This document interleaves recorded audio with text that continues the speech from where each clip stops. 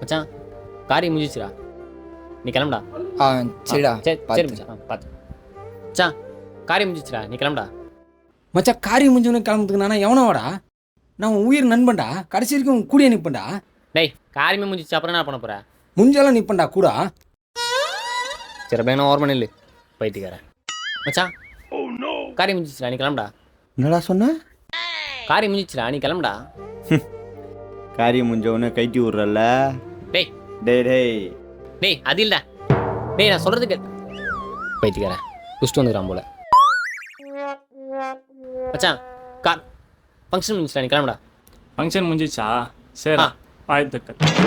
சரி மச்சான். பாத்தியாப்பா, அவங்க ஆயா சத்தத்துக்கு காரியம் வச்சா அவன் ஃப்ரெண்ட்ஸுக்கிட்ட பம்ப்ஸ்னு சொல்லி சிரிச்சிங்கிறான்.